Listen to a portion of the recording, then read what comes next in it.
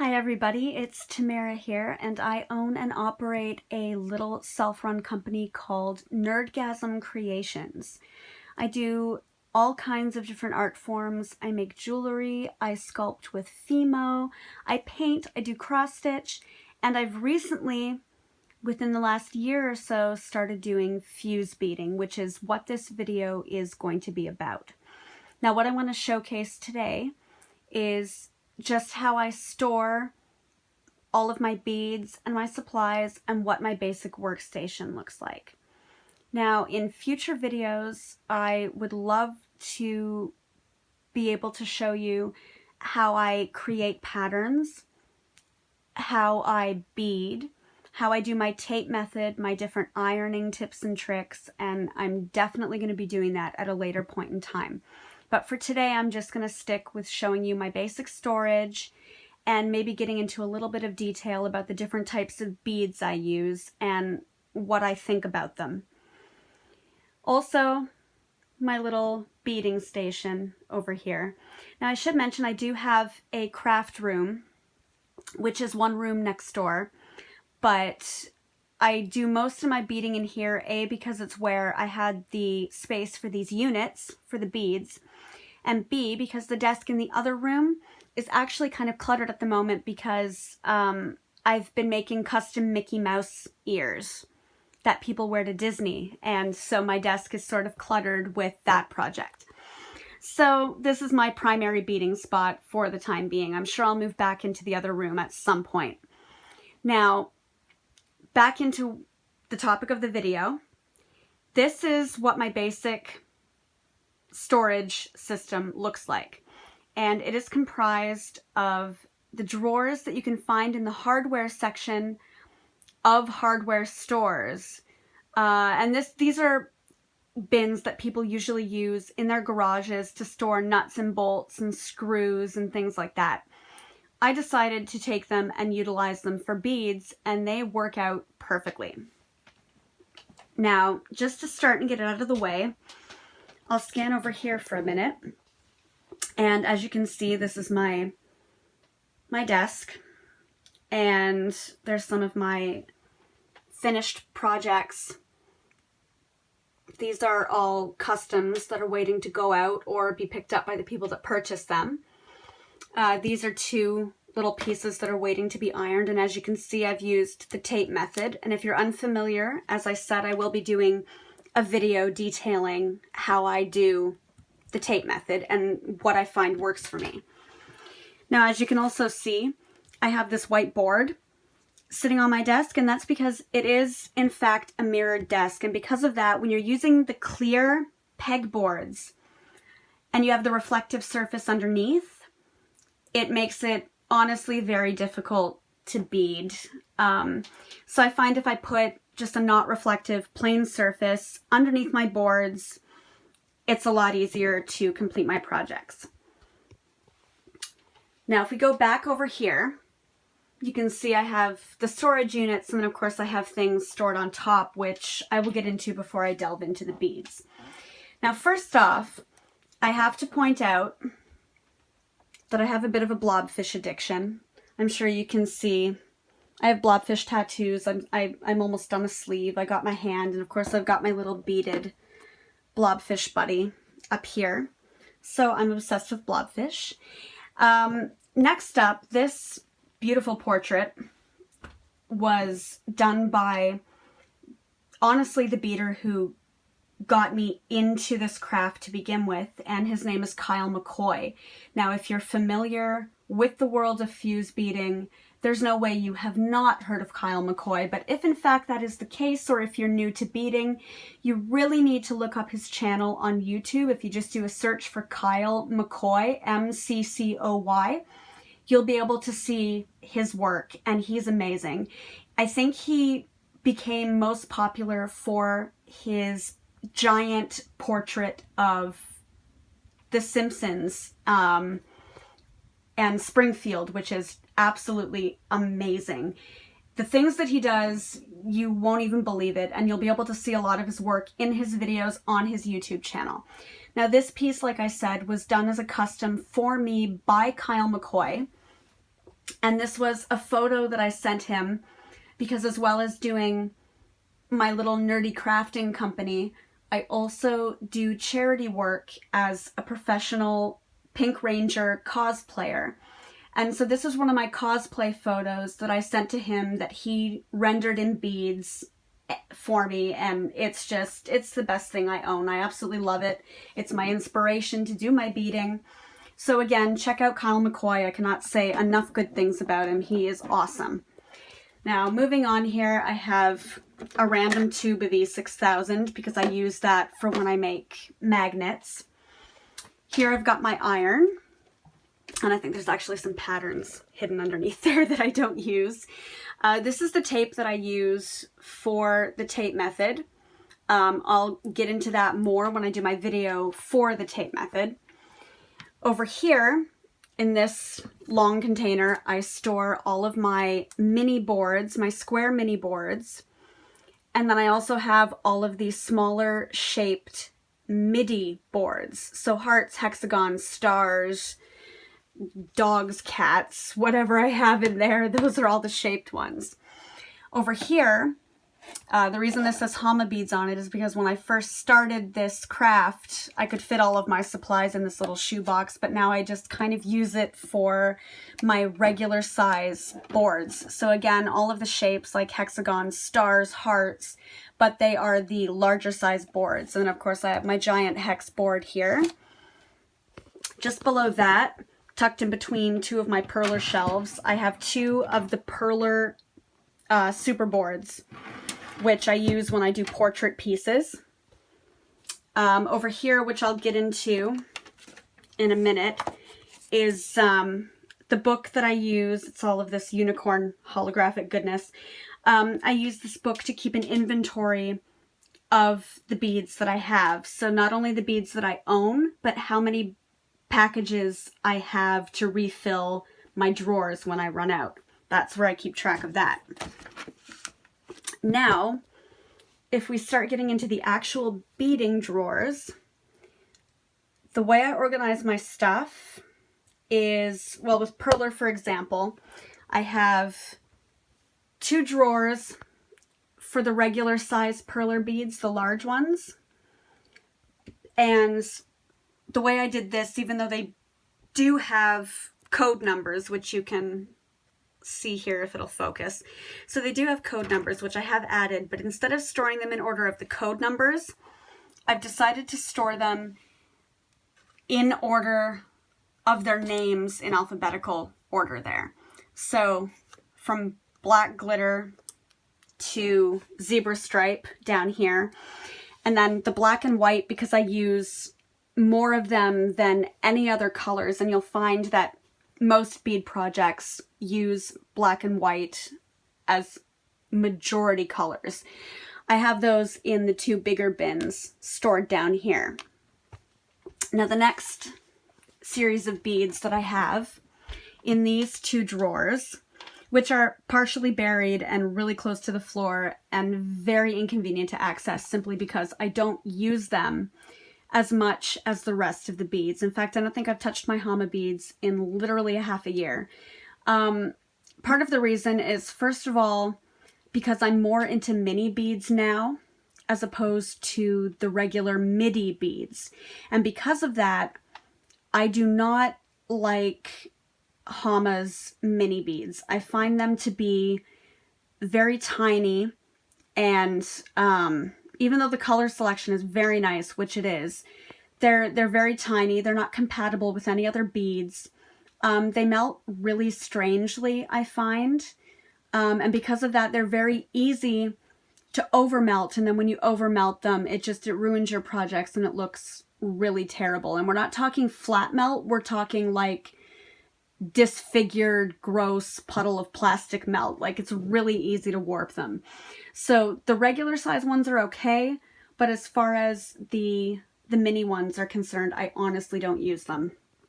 So these two drawers consist of my Hama beads. Now, if we go back up here again, it was perler, perler, and then these are the perler minis. Now, I own all of them at this point, but they are going to be discontinuing them. And for that reason, I recently purchased the full set of ArtCal mini beads. Now, I can't say enough about their beads. I love their beads. I had their original midi beads, their full set, which I use all the time. They're amazing. Their prices are honestly really good, considering I have almost 300 colors. Actually, I have probably 300 colors, because in the regular midi beads set, which takes up 4 drawers, or 4 drawer units, these are all of them. And the very last color on there is, that would be S159. So there's 160 in the regular colors, and then you have to add on the entire drawer of the specialty beads. Now, by specialty beads, the regular standard colored list so far goes up to, like I said, 159. And then it starts with what are considered like specialty beads. So it goes into stripes, which are all along here. And then it goes into glowing beads, which are all along here. And then the next one down is the transparent beads, which are the ST beads, and there's so many colors in those, and they're so pretty. And then after that, there's the SL beads, which I believe are the glitter beads. So they have all of the glitter. There's at least 6 or 7 of each type. Then there's the SNs, which are the neons, and their neon colors are absolutely gorgeous. I love them. Then after the neons, there are the pearls, which are also really, really pretty. There's all the pearls. I love these beads so much. I've never seen such a nice color spectrum as far as beads go. And then after that, pearls, there are, which I think are the best. They are the UV reactive beads. Now, as you can see, when they start out, they all basically look the same sort of white shade. But if you put them under a UV light or take them out into the sun, they turn colors. And they're absolutely awesome. So you'll start out with what looks just like a plain white project, and then when you put them in UV light or again take them out into the sun, they react and the colors change, and it's the coolest thing. I think they're absolutely great. So the specialty beads are fantastic. And then over here, taking up the next 3 drawer units, are all of my ArtCal minis. And again, it's a full color spectrum that goes to 157 in these. And then again, we start with the glow and the neon and all of the same specialty beads, with exception to the stripes that they make in the regular size beads. They also do in the mini beads. And I recently used the transparent beads to do a candy roof on a 3D gingerbread house, which turned out amazing because you can put a tea light inside it and it glows and the candy roof lights up, and it's absolutely gorgeous. And I did that again with the transparent beads from this brand. So I like how here's some of the pearls here. I just like how they put some of the specialty, or they put their specialty beads into mini form. I think that's great. The last collection that I have here in a drawer unit are my Yihata beads. Now, I learned about them through Instagram, and I picked up this full set when they were still advertising and they had a really good deal. And the shipping was fast and the quality is honestly very good, as well as the color spectrum, considering that they're still sort of an indie brand and not as well known. The quality is very, very good. Now, this is just the full set of the minis because, again, I'm on a mini kick. I'm not using midis as much as I used to. I still do, because some people request their projects and custom pieces to be done in that size, so I still use them, obviously. Just, I prefer to use the minis right now. And I'm sorry about the darkness back here, but it's behind a door, and then I have a wall unit in front of it that's blocking the light, so I do apologize. But yeah, those are the Yihata beads. I highly recommend them. They're very good quality beads. And then up here is just sort of a little mess of beads that I have yet to organize, that I've picked up from either garage sales or Salvation Army or Kijiji. Some people even put beads up there that they don't use anymore. So that's just, that needs to be sorted, and I just don't have the patience at the moment, so it's still there. Last but not least, I have this little section beside my desk here. And obviously I have my ironing paper. That's my parchment paper. And then I have a package of the official Perler ironing paper. And then I have these 2 cases of beads, which are down here with another brand that I do not use really at all. These ones I got from either AliExpress or Wish, and they're okay. I mean, they're not, the color selection is very good, but it's very obvious when you're using them that they are very cheaply made, because they don't really melt consistently. There's just, like, they're good if you have, I don't know, kids over or something that want to try to bead. These are great to give to kids, because they're not expecting, you know, perfection with the outcome of what they make. So that's what I would save these for. I also have this little thing, which I'm not a huge fan of. Now, what this was originally for is this is made by Perler. And this little panel comes off, and that's your pegboard piece. And then you're actually supposed to put an iPad or a pattern of some kind underneath it. They advertise it with an iPad though, and pull up a pattern on the iPad and be able to follow over top. Honestly, it was very hard to line up the actual pegboard pegs with the patterns from the iPad, and it's a neat idea, but the execution is pretty bad and it really doesn't work. So I got it because I had coupons and I went to the States to Joann's and it was really cheap, so I grabbed it, but I honestly don't recommend it. This next bin just stores a pile of the ironing paper. I've got some plastic ironing sheets that make your project shiny. And then I also have some of the pattern and idea books from both Hama and Perler with patterns and stuff in them, which I honestly don't think I've ever used. But again, I got them for practically free with all the coupons I had saved up when I went to the States. So that's why I own a lot of these things. And then last but not least, I have the Creatology beads. Now, this brand I'm really not fond of, and this is the brand that Michaels used to replace Perler beads. Now, when I got these, it was when I first really started getting into fuse beads, and I went into Michaels to see what I could find. And that was at the point where they were just starting to discontinue Perler. So all of their Perler selections were on mega discount. They had all of their Perler mini bead packs for 99 cents. They had the 4 packs of mini boards for, I believe, $1.99. They're normally $5 or $6, so I was really impressed with that. So I grabbed literally everything they had.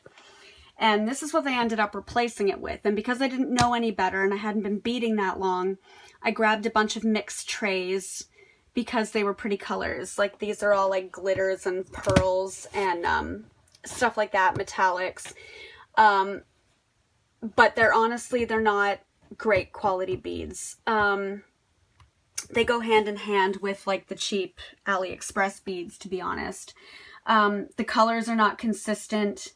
A lot of the beads in the packages come warped, so you can't even use them because they don't fit on the pegboard. They don't melt properly. They're kind of a train wreck. So I honestly don't use those. That's why they're buried under other things. So yeah, I only have one more drawer to show you guys where I have like basic things like tweezers and stuff like that. So I'll get to that because I've already had you here for 20 minutes. This is the drawer here. And I have the perler tweezers, which I only really use for the midi beads. Sometimes not even. I mean, I prefer these tweezers. These are the ones, of course, that I use for my mini beads. They're perfect. I have instructions for using the mini beads, which I don't need, but I just kept it around. I have different size scoops that I use for the mini beads. Now I also have this thing. This is the perler bead pen, and I'm honestly not a fan. It works for some people, but it also doesn't work for a lot more people, and you can find that out if you look for reviews for it on YouTube. I don't think it's a good product. Again, it's one of those things where the idea is really cool, but the execution is not really. It's pretty finicky, and I can honestly bead 1,000 times faster. Like, I thought this would save me time, but it really doesn't, because you have to go back and fix the beads that don't sit up straight, and it's a disaster. So I do not recommend this. What I do recommend, on the other hand, is the perler bead vacuum. This thing is awesome. I have, especially when you spill mini beads, because there's no bigger nightmare than spilling mini beads. Now, thankfully, I mostly have hardwood floors. Now, I do have a few carpets, like area rugs, but everything is pretty much hardwood floors. But it does work on, like, shorter area rugs. If you have, like, big fluffy things, this is not going to work. But on every other available surface, it works, and it works well. These little rubber things, as you push it along the floor, they kind of scoop up the beads into this reservoir up here, and then you just lift the lid, and you can dump the beads out and put them back into the bins that you're keeping them in. So this thing works amazing. I do recommend this.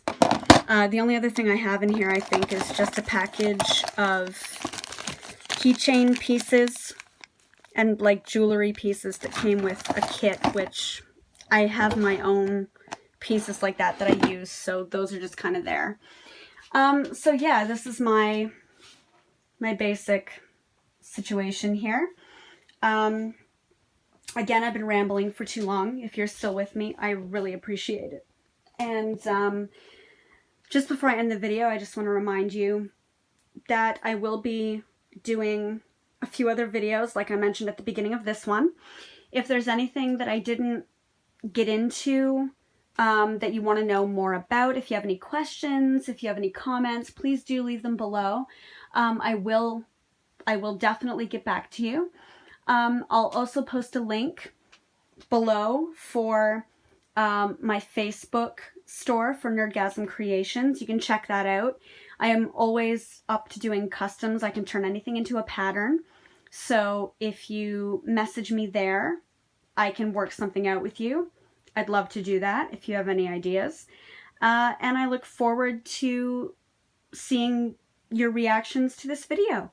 I'm continuing to ramble, so I'm going to stop doing that. And thanks so much for checking out the video.